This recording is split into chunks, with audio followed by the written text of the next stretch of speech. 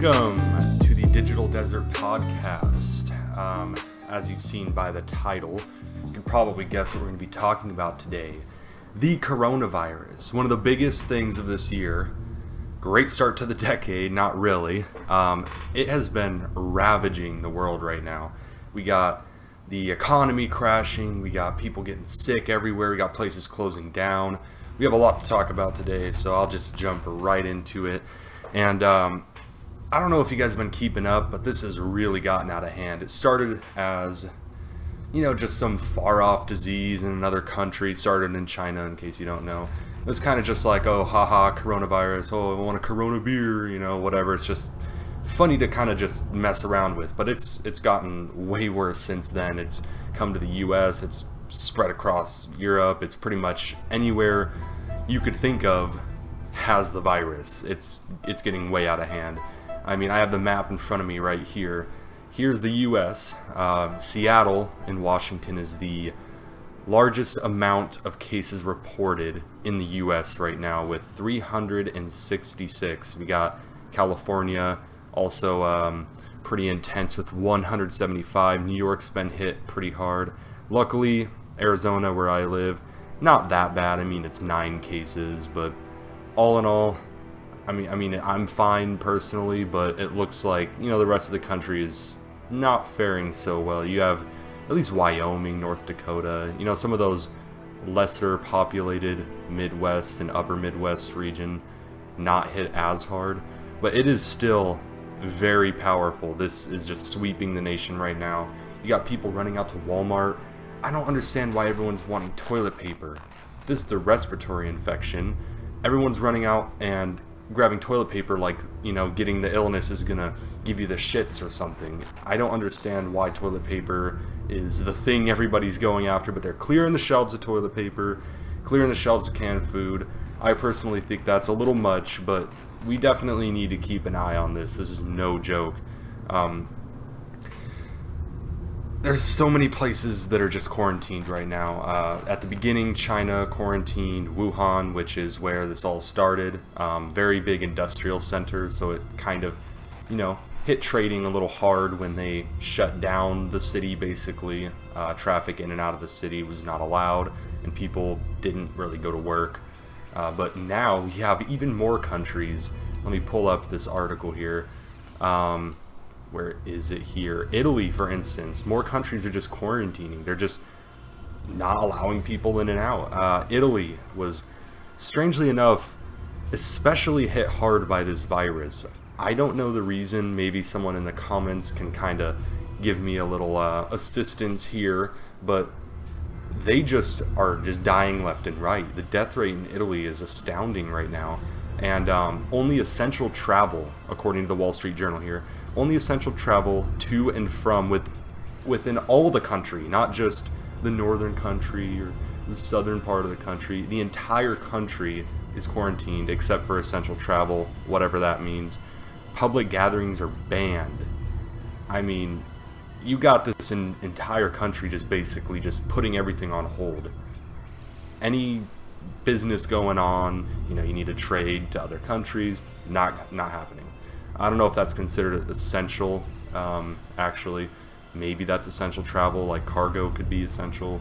Point is, this is getting really out of hand. I mean, you got just country left after right, for instance, US has banned travel to all European countries minus the UK for some odd reason. Let me get a sip real quick.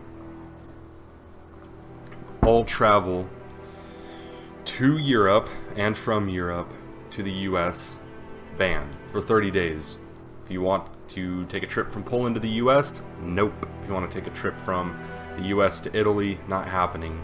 Unless, I guess, it's essential, which I don't know why they add those loopholes. If you're going to ban it, just ban it outright. You're not helping anyone by letting these little loopholes slip through. But we can go ahead and actually talk about some of the sporting events that are canceled. I have not lived a very long life, but I have never seen something like this. As of right now, the NCAA tournament canceled. So I'm not a sports guy. please don't crucify me for not knowing this stuff. I believe NCAA is college basketball, right? Something like that. NCAA is canceled for this tournament. NHL suspends the season, so no hockey. I mean, boo-hoo, honestly. Oh no, the end of the world, right? But MLB, so baseball, is not doing spring training. And here in Arizona, that's especially interesting because one of the big moneymakers in the state is when spring training comes to Scottsdale, we get a lot of people coming in. They want to watch spring training games, so they, buy some hotel rooms for a couple nights or weeks or however long they're going to stay. They eat at our restaurants.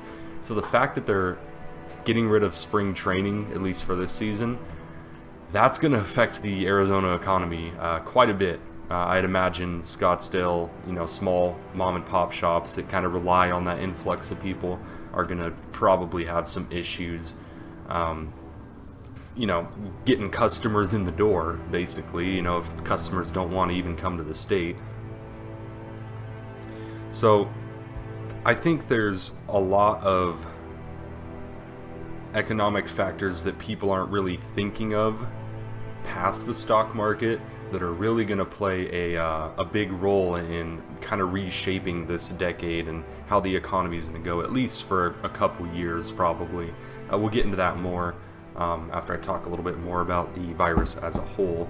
A lot of companies, I guess is just a final note on the virus, are actually allowing work from home. Like company after company, I think you got Amazon joining in, Microsoft, they're just saying, hey, we don't want you coming in with any kind of illness, so you know what? In fact, everybody work from home, which is not a big deal nowadays. Maybe a couple decades ago that would have been like, whoa, but nowadays a lot of companies allow that anyway. So it's not the end of the world for those companies. They probably have that in their business continuity plans somewhere. But it's pretty crazy. I mean, traffic, not to say anything's good about this virus, but traffic has been great. People are just not going to work. They're working from home. And my company actually offered us to work from home if we do not feel comfortable coming into work physically in the office.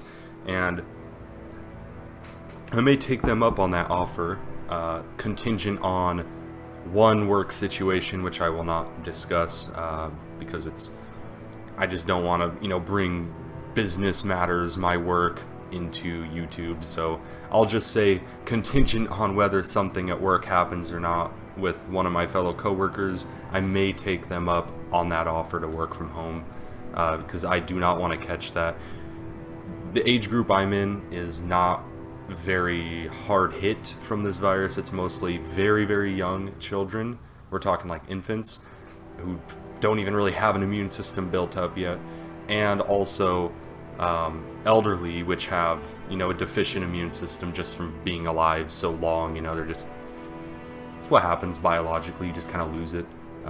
So I think I would be fine if I were to catch it, although I do not know that for sure. Hopefully I don't have to find out anytime soon. But I don't even want to take that risk, because take that risk and I die, that was the biggest mistake of my life. Not that I would know because I'd be dead, but point being that I don't want that to happen. So depending on what happens at work, I might be just working from home. I might be joining the horde here. But let's go ahead and talk about the economy. And my God, I've never lived through a recession, but I think I'm about to get my first experience here. Let's talk about the Dow Jones. So, for those who are unaware of what a bear market is from the most recent record highs. So I believe it's the high for the 52-week period, down to 20%. If you drop 20% from that 52-week high, that is considered a bear market. Well, we've already blasted through that in about, I don't know, give or take 2 weeks, 2.5 weeks. And in fact, we are in the top 5 quickest declines into a bear market in history, second to the beginning of the Great Depression. Like, if that's not saying something, I don't know what is. We have right here 1931. So November of 1931, obviously beginning of the Great Depression. Took 15 days to enter a bear market, 20% drop in the stocks. Ours was from February 12th to yesterday, 19 days. We barely skimped by. We could have, if things went really downhill, we could have beat the Great Depression to fastest drop into a bear market. And the ones that follow us are another Great Depression era, 1932, and yet another one. And then Black Monday in 1987 was the fifth. So we managed to beat out two, I guess, bear market drops from the Great Depression, only behind the very first one. So if that's not saying something about how the economy's going, I don't know what does. I mean, it's absolutely obliterating people's retirement. If I were like 62, I would be shitting my pants right now. I mean, like, let's look at the graph here. So I just went on Google, Dow Jones Industrial Average. I did the 1 month chart. So February 13th was still when things were going pretty good, no big deal. That is 29,423 points. That's how much value was in the Dow Jones. Now, today, it's at 21,200. That's almost let's see if we do the quick maths right here. 29, if we just round that up to like 30 and then round down to 20, I know that sounds kind of cheap, but if we round that, that's literally like a 30% drop within 1 month. I mean, just imagine, right? Let's say you had an investment worth, your 401k is worth 100,000, right? It's worth 100,000 February 13th. By today, March 12th, you have lost $30,000 in the span of a month. I mean, I would just be blown away. Luckily, I have no investments right now. I actually did just start my 401k, although personally, I think I started at a good time, hopefully this market kind of bottoms out soon and we don't just end up, dropping like a rock. And hopefully it starts recovering, and then I'll be starting my 401k as the market's recovering from a recession, which is definitely better than starting one as it's going into a recession. And just today, though, 2,300 points dropped. That's a 10% loss. I mean, like, 10% in 1 day, that's half of a bear market in 1 day. That's absolutely insane. And you know what? The pre-market, the Dow Jones Futures is not looking great either. Negative 116 points, which is about 0.5% down. So I don't think tomorrow's going to be a good open at all. And even the S&P is doing awful. It went from February 13th at 3,300 points down to 2,700. Everything's just tumbling. I don't even know how to explain like how I feel right now, because I know how, based on researching about 2008 financial crisis, I know how people react when this stuff happens. I'm going to say it's probably going to be at least a couple tough months, if not tough couple of years, and that's unfortunate. I'm just getting out of college. I do have a stable job. One of my coworkers who's worked for the company for a long time told me that the company didn't lay off anybody in the 2008 crisis, so I'm feeling comfortable, but that's still like, that's going to be a rough couple of years for sure.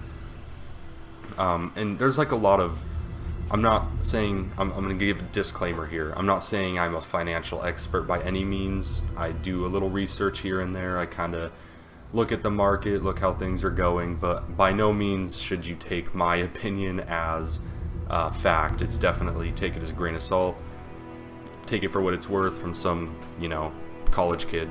But there's a lot of unseen forces in the economy that there's going to be a lot of things that this virus affects that people don't think about. People think, oh yeah, stocks are going down. Oh yeah, it's imaginary money in the stock market, right? But there's a lot of industries that are going to be hit in the pocketbook. Like physically, they will lose money daily. It's not just they will lose capital loss from the market. It's they will actually lose money. for instance, travel. Let me try to look this up real quick. Let's look up a cruise line stock here.